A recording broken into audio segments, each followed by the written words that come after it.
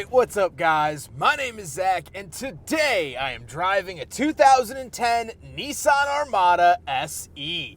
Up front is a 5.6-liter V8, and down below is a 5-speed automatic transmission. Now, I'm super excited to be driving this Nissan Armada because I was looking through my channel and realized that I have only driven the brand new Armada. I've driven 4 of them, but I've only driven the new Armada. And so today, we're going to be taking a look at a little bit of the lineage of the Armada and see where it came from. Because I'm such a fan of the new one, let's see if the old one stacks up as well. But if you'd like to submit your own vehicle and have it reviewed here on the channel, you can head on over to my website, zackpradel.com/submit. It's a quick and easy submission form. It takes under a minute to fill out, and I come out to you. And if you'd like to see all my videos weeks or sometimes months in advance, you can head on over to my Patreon for only $5 a month. Last but not least, huge thank you to North Naperville Autos for letting me borrow their Nissan Armada for today's video. More on them towards the end, but if you'd like to browse their inventory, you can do so down in the description below. But let's get back to that 5.6-liter V8 under the hood. Well, that was the only engine available here in the Armada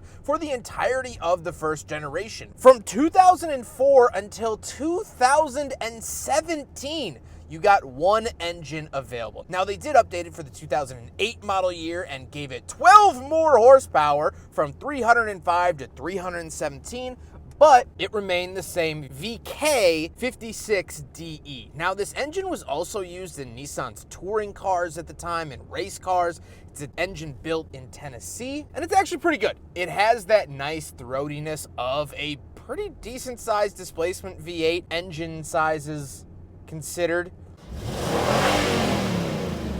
And these are pretty reliable. They are VQ-based engines, however, it's the VK engine family. And we also saw a VK in the Infiniti FX50. Now, that was the VK50, so a little bit different displacement, but same engine family, which is pretty neat. So I actually really like this V8. Now, like I said, paired to it is a 5-speed automatic. Again, that was the only transmission available here in the Armada. And like the engine it's paired to, I think it works well enough. I would love another gear for the highway, but 5-speed autos were still pretty common in this era, so not really anything too crazy. Into the 2010s, we started seeing the 6 and 8 and 7 and 10 speeds, so 5 is fine enough. Would I want more? Yes, but I'm not going to beg for it. Last but not least, this particular Armada is rear-wheel drive. This is a 2-wheel drive variant. However, a lot of them were 4-wheel drive, so that is an option you could seek out if you want to buy your own first-generation Armada. How does it feel to drive the Armada? It's big. This is based off of the F-Alpha platform from Nissan, which encompassed the Frontier, but mostly the Nissan Titan, Nissan Pathfinder, and of course the Xterra that we recently reviewed here on the channel. It's big. I mean, it drives like a full-size pickup because it basically is a full-size pickup with a covered bed and rear seats. But visibility's pretty good. Ride quality's okay. Definitely not in the luxury space, and that is a spot where the new Armada definitely has a leg up on this one. But it's a pretty straightforward, pretty simple 3-row SUV that's also very capable. This can tow 9,100 pounds with the towing package, so that's a pretty good number. Steering is a little bit loose, a little bit light for how big the vehicle is. I feel like I could really chuck this into a hairpin, and I probably shouldn't be chucking it into a hairpin, so something to note there. With that stuff out of the way, let's talk about the interior. Well, in front of me, I have 7, yes, count them, 7 gauges. Off to the left is the tachometer and oil pressure. In the center is the coolant temperature, battery voltage, and fuel. And off to the right is the speedometer and transmission temperature, again for that towing of 9,100 pounds. On the steering wheel on the left, we do have some selectors that I'm not quite sure what the top one does. I assume it's volume. Yes, it is volume. And off to the right, we have our cruise control options. Very nice to see here in the Armada. Off to the left of the steering wheel, we do have a climate control vent. We have our pedal adjustments as well as our backup sensors on and off. And moving on to the door, we have power mirrors, power locks, and power windows. Moving into the center, we do get a standard 8-inch infotainment display. Now, this is very dated, and we do not have a backup camera to accompany it. However, it's here. it has one. You know, for 2010, this was not the status quo, so it's nice to see that. It's fine enough. But down below, we have our selectors for that infotainment display for radio and info and setting and on-off. We have the volume and our radio and disc buttons off to the left of those. Off to the right, we have our scan and skip track as well as our tune knob. And then we have our climate controls. Very simple, very small. I really enjoy this. I think they look great. Dual zone climate here in the Armada. Absolutely love to see that, especially in bigger cabined vehicles. Very nice. And then down below, we get dual 12-volt outlets, our aux input, and some dead switches, but VDC off and tow mode still remain. Moving into the center console, off to the left, we do have our shifter for the automatic transmission, and off to the right, we have cup holders. We'll do a big friggin' bottle test, and it fails. However, it says removable, and when you go to remove it, it's the same thing underneath. Gotcha! All right, anyway, it's a fail, but I thought that was kind of funny. Then we do get this little cubby in the center, and it has this really interesting swing arm. I don't know if this is meant to be a cup holder. It certainly does not hold the big friggin' bottle. I'm not totally sure what this is for, so if you know what this little swing out arm is supposed to be, please let me know. But as of the time of recording, I have no idea. We do get a center console, nothing but storage in there, and then we'll talk about the seats. Now, the seats are cloth. This is a pretty basic trim level of the Armada. However, they are very warm, very cozy, very welcoming. I sat down in this for the first time and verbally went, ooh. I like these seats a lot. I think not only have they held up really well, but the cushioning is great. And they just are this sort of almost 90s style fabric where they're very warm, very welcoming. And I like that a lot. It's very much grandma's sofa, and I love feeling that. However, speaking of seats, we have 2 more rows of seating. So let's go do some backseat reviews. I don't know what Nissan's obsession was in the 2000s with putting the handle for the second row or back doors up on the pillar like this. The Xterra did it, the Pathfinder did it. Very interesting. But stepping back here, we do have a step up, which is very nice, and a grab handle right here. So pull ourselves in and close the door up like that. First of all, my knee room, very good. I have tons and tons of space. We can fold out some pop-out cup holders back here. We get a 12-volt outlet, and we get our own vents. Very nice to see that. Center console here has a lot of space. How much space, you might ask? That much space. The back seats do, in fact, pass the big friggin' bottle test. Very cool to see that. Once we are up here, we do have a holder. I assume in higher trim levels, this was a DVD player. Yeah, these are all storage. You do have rear climate controls that the front 2 occupants can use for the back, but we do have a giant storage cubby. But it's funny because we can put a CD or DVD into the CD player, but we don't have the DVD player. So I don't know if maybe they could like deal or add that in here or something like that. We do get some climate controls. We get airplane style vents and lights up here. I can move this around. My little reading light, annoy the passenger next to me. And like I said, even more storage up there. This second row is very spacious. The seat material carries on from the front. Absolutely love to see that. And I'm 5'11", not a small guy, and I fit back here really well. If I was told or asked or invited on a road trip in the back of a 2010 Armada, I would say, yeah, let's do it, and I would have no hesitation riding back here for many hours.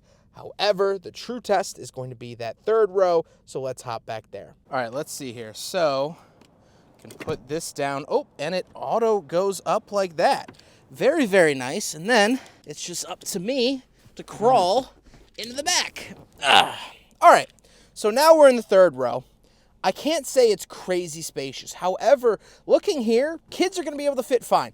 My big knees, probably not as well, but we do get our own climate vents. We get also our own lights, like the second row. This is not where I'd want to spend the road trip I was invited on. However, it has a third row, and it works.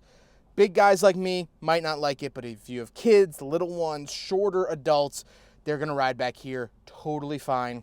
They'll be good. So kind of nice to see that. Let's hop into the very back. We'll take a quick look at the trunk and cargo space, and then we'll talk about the looks. All right, around the back of the Nissan Armada. And something really cool is that the rear glass does, in fact, open. For some reason, it does not want to open for me. You're supposed to pull this part of the latch. However, it doesn't want to do it here today. So, unfortunately, I can't show you that, but the big rear glass does open. Grabbing the larger handle, you pull that up, and then we are able to access the back. Nothing really too crazy back here. We do get a 12-volt outlet. That is very, very nice. And we can pull this up.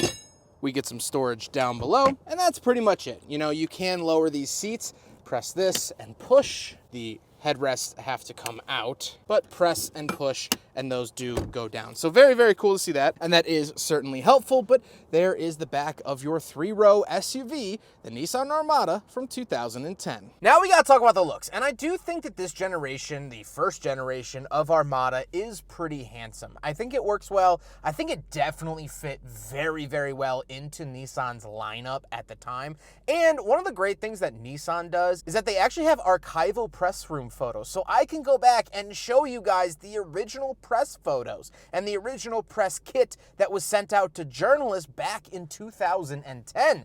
This is very, very cool. So I'll insert some fun snapshots of the Armada when it was brand new that journalists at the time were able to use. I do think it's relatively handsome. I think it's a pretty good looking SUV. Is it aged super, super well? Not the best. Maybe it's a day or two past the Best Buy date, but that never hurt anyone, right? Do not take food advice from this video. This is purely for comedic purposes. Do not eat food products after the Best Buy date. I don't know. I think it's fine enough. I don't think it's overly hideous. I don't see one of these coming down the road and going like, yeah. It's fine. It works. With all of that being said, let's get on to my final thoughts. What do I think driving the Nissan Armada SE from 2010? Well, this has been a very positive experience. I like this SUV a lot. There are a couple of downsides. It still suffers from Nissan quality control issues of the era, meaning buttons are easily scratched off. You see that on the climate controls, you see it on the steering wheel, you see it on the window switches. They're just easily broken for parts that need to be touched several times a drive, hundreds of thousands of times over. This was common with basically every Nissan product of the time, whether it was the 350Z or the Altima or the Sentra or the Quest, the Juke, for heaven's sake, had these quality issues. That's just part of the times. Nissan was using cheaper materials to save money. But that's really the only major downside of this. I like the way that it drives. It definitely drives smaller than the new Armada. The new Armada feels like an apartment complex, where this feels like a cozy studio. I like the seats. I think they're really, really comfortable. I like the 3 rows, and most importantly, I like the capability. I like having a big, lazy V8. I like having 9,100 pounds of towing capacity, and this vehicle for sale right now is under $10,000 with 90,000 miles on it. That's a pretty good bargain. If you need a road trip vehicle or something to tow your toys around with, you got a track 350Z that you want to tow, toss it on a trailer behind this Armada. This is an affordable tow rig with a reliable engine, a decent platform, and okay amenities. I can bump in here with my 7 friends while towing the trailer on the way to a track day. That is a very good machine. One possible downside could be the fact that Nissan built these for a very long time. Some would say too long. 2003 to 2017. It's a 14-year run. But that also means that there's plenty of them out on the market. So if you want to find yours and you're not within the North Naperville Autos area, or this vehicle has already sold, don't worry. Don't fret. You'll be able to find another one. And that is reassuring. I hope you guys enjoyed the video. Huge thank you to North Naperville Autos for letting me borrow their Armada for today's video. They are absolutely wonderful. I've reviewed so many vehicles from them. This is the pick of the day. But if you want a low mileage vehicle, if you want a quality vehicle, please check out North Naperville Autos. They offer financing, they offer shipping, and they are a Carfax certified dealership. But I hope you guys enjoyed the video. Don't forget to rate the video, comment on the video, and subscribe if you really liked it. Take care, guys.